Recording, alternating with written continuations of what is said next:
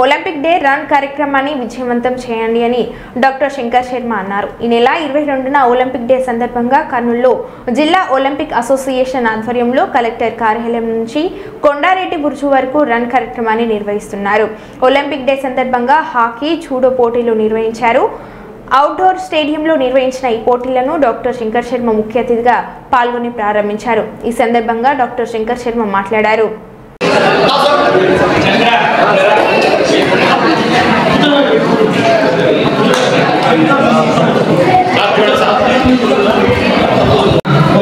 అధ్యక్షులు వారు కూడా సన్మానం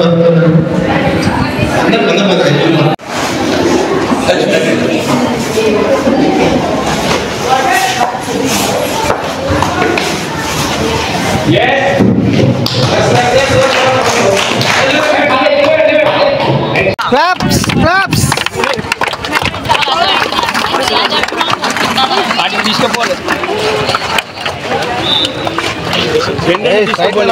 బాబు సార్ అట్లా ఉన్నాను సార్ అట్లా ఉన్నాను సార్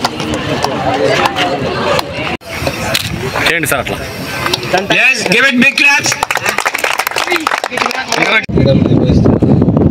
అధ్యక్షుడు రామయ్య గారికి, అలాగే మన గౌరవాధికి సత్యసమ గారికి, అలాగే మన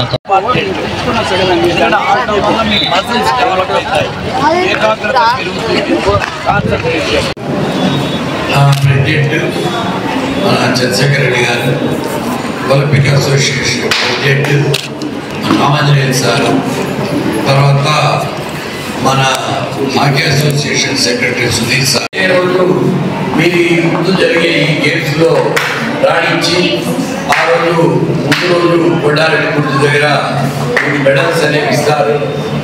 జూడో గేమ్ అనేది కూడా ఒలింపిక్ గేమ్.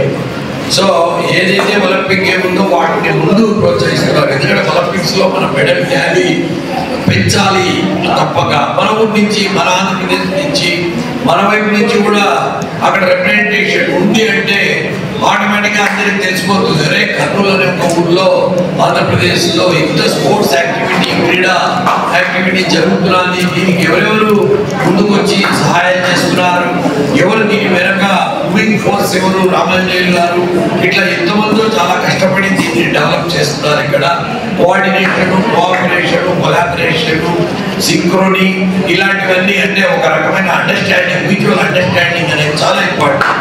ఒక ప్రోగ్రామ్ చేయాలన్నా, ఒక పెళ్లి చేయాలన్నా, ఒక ఫంక్షన్ ఆర్గనైజ్ చేయాలన్నా ఇది టీమ్ ఎఫర్ట్. ఒకరికొకరు సహకరించుకొని, ఒకరికొకరు ప్రేమించుకుంటూ ఒక సహృద్భావ వాతావరణంలో, ఒక స్నేహ వాతావరణంలో ముందుకు తీసుకుపోవాలి. ఇది మన ఊరు, మన పిల్లలు, మన దేశ పౌరులు. వీళ్ళు ఈ destiny of a nation is decided in the class room అంటారు. ఒక క్లాస్ లో డిసైడ్ చేయబోతుంది ఒక దేశ ప్రగతి. ఎందుకంటే వాళ్ళు ఫ్యూచర్ సిటిజన్స్ ఆఫ్ ఇండియా. ఇప్పుడు మనం ఓట్ అయిపోతాం. మన పిల్లలు ఇక్కడ ఉండే పిల్లలే దేశ పౌరులు. వాళ్ళలో ఒకరికొకరు అండర్స్టాండింగ్, క్రమశిక్షణ, డిసిప్లైన్ ఉంటే సమాజం ముందుకు పోతుంది. లేదంటే రోగ్ నేషన్ అయిపోతుంది. చాలా ప్రాబ్లమ్స్ గురవుతాం. కాబట్టి స్పోర్ట్స్ లో ఎంకరేజ్ చేయాల్సిన అవసరం. ఎడ్యుకేషన్, స్పోర్ట్స్ రెండు ప్యారలల్ గా జోడెద్దుల్లాగా. ఒక బండి నడచాలంటే రెండు ఎద్దులు నడతారు. ఎందుకు? అవి రెండు ఒక కోఆర్డినేషన్ తో మూవ్ అవ్వాలి.